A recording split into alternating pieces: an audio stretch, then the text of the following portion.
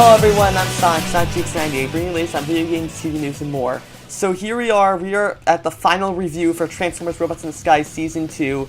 Today we're reviewing the Episode 6 of the Fall Event, or Episode 19 of Season 2, Worthy. Now, while I thought before this, Portals, Episode 10 was the best episode of Robots in the Skies, this episode blows Portals out of the water. It is a fantastic episode from start to finish, and it's probably, in my opinion, the best episode of Robots in the Skies right now. So we're going to go ahead and see everything this episode did right. So the episode starts off with, basically right after Minicon Madness ended, in which after Starscream has captured all of the Minicons except for Triceratops. So at this point he collects the Minicons, however he finds out that he doesn't have, because he doesn't have Triceratops, he can't complete the transfer.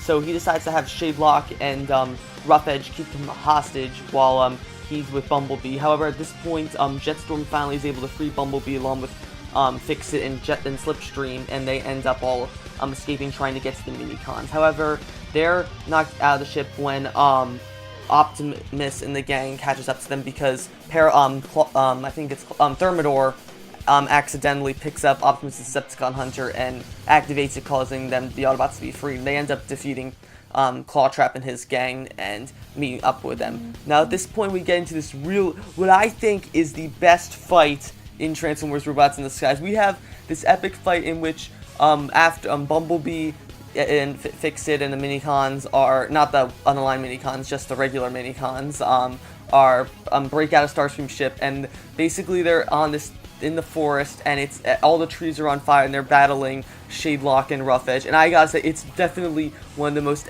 probably most epic fights. And they all most lose had it not been for Grimlock, who ends up power surging with Triceratops, who ends up taking everyone to the Minicons because Triceratops shares a psychic link with them, kind of like how Dreadwing and Skyquake did it back in Transformers Prime because they were brothers. And so it's really cool to see that this is just such an epic fight. Like when I said this back in my review of Suspended, that the forest fire, like I was saying how the fight was kind of melodramatic, but the setting was really good and that they should use for a season finale. Clearly they took my advice and it paid off really, really well. During this fight, Sideswipe ends up basically shoving Fix-It and the other Minicons away while he's fighting Shadelock and Rough Edge because he doesn't think that they can handle them. And so this obviously pisses off Jetstorm and Slipstream more because they're tired of having Sideswipe make fun of them. So at one point, Jetstorm and Slipstream, they end up battling Shadelock, and actually, they manage to take him down, which is, I'm really glad to see how Robots has shown how competent Slipstream and Jetstorm are, along with how they almost took on all the Minicons back in Episode 4, Mighty Big Trouble.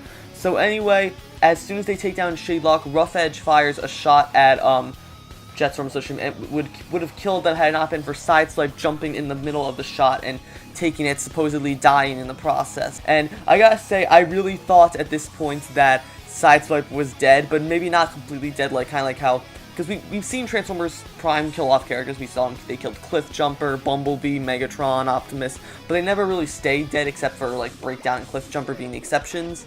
So I was thinking, oh, maybe they'll bring Sideswipe back with the Matrix or something at the end of the episode. So but anyway, that doesn't happen. As soon as they're about to beat Rough Edge, Starscream comes out with the Dark Star Saber. He knocks out everyone with it except for the Minicons, and takes Triceratops to complete his transformation. So I gotta say, Starscream's appearance with all of the Minicons combined in him is downright epic. We have Starscream going looks like one-winged angel or something. He's got this whole big bird armor, sky armor, and it looks so cool. Kind of like Steeljaw's Decepticon Hunter armor from Decepticon Part 2, but a lot better. And I really hope to see if they make this into a toy, because that would be awesome. Now we're probably going to get into one of my favorite parts of this episode, and apart from the main, of course, definitely the best part of this episode, this probably is my second favorite part of the episode. So after Starscream supposedly wins by combining himself with all the Minicons, Fix-It, Slipstream, and Jetstorm approach the supposedly dead Sideswipe and are sad over the fact that he's dead because he thinks he was trying to make up for them. But Sideswipe reveals he's alive, And we get this epic scene of Sideswipe single-handedly taking on Starscream. So basically what happens is that Fix comes up with an idea to try and get Starscream to get the minicons out of him. So Fix-It, Jetstone, and Slipstream sneak into Starscream's ship to get to the merging room, while Sideswipe single-handedly is able to distract Starscream. And I guess so this is major character development for Sideswipe. Well, and this is something like I said we have too many Grimlock episodes, we have too many Strong Arm episodes. We rarely have any Sideswipe centered episodes. Like I can't remember the last time we had a Sideswipe centered episode. I think it was back in season 1 with the As the Caspigo Commands, where we first met Thunderhoof. That was a really big Sideswipe episode. So I'm really happy that we get more Sideswipe focused episodes and show like just even he can take Starscream. That's how good he is, and I'm glad that Hasbro gives him the credit he deserves. So anyway, Sideswipe is able to trick Starscream into getting into the merger room. However, Fix activates it too early or something, and Starscream is able to get away barely. However, not before losing Arrow Bolts. They're able to pull Arrow Bolts out of him, so Starscream's a little weaker. Then at that point, Arrow Bolt approaches Optimus, who's slowly regaining consciousness, and asks him to Power Surge with him, at which point Optimus accepts, and they get Power Surge Optimus, which, if you've already seen the toys, you know what he looks like, but it's really epic. And then we get into my favorite part of this episode, which is Starscream versus Optimus. And now this fight is just so epic. I think even more so than maybe some of the Megatron and Optimus boss fights in Transformers Prime. Like, we have this amazing display. They're both like clashing against each other. It just looks completely epic, and it's really amazing to see how Hasbro was able to like take some of the lessons they learned from Transformers Prime and put it into Robots in Disguise. So during this fight, Bumblebee and the rest of the Autobots wake up and they see that basically Optimus is at a standstill with Starscream. Neither one of them is really winning, and in order to do this, they have to trick Starscream into losing all of his minicons. So, however, Starscream's not going to fall for the same thing twice. So basically what happens is that Optimus ends up luring Starscream towards the merging room, but before Starscream can get trapped, he tries to run away, but then Optimus pulls on him, trying to pull him into the room. However, he's not heavy enough, so Grimlock ends up throwing Bumblebee, Sideswipe, Drift, and practically every other Autobot onto Optimus. So they're all slowly pulling him down into the room until they successfully manage to drain all the minicons on him. And apparently the energy loss is such a shock to Starscream, he ends up going into a comatose state and almost falls to his death. Not be, I think, Grimlock that catches him, maybe Optimus, I'm not sure. Then after that, we get this nice little epilogue of Optimus loading up his ship with Starscream and Shadelock and Rough Edge. We don't know what happens to Clawtrap and his gang, though it could be assumed that they're on their ship, even though it's never implied, it's never stated, it could be implied. So at this point, the minicons decide to take Clawtrap's ship, and they're going to go leave Earth, but they're not coming back to Cybertron. They're just going to be living in exile, basically, traveling across the galaxy. And at this point, that Optimus says he's going to head back to Cybertron to go put Starscream in prison. But then he tells Bumblebee that he actually never went to Cybertron after supposedly leaving with Ratchet and Windblade at the end of the Island Part 2. And apparently he's been catching up with some old friends to deal with the Council.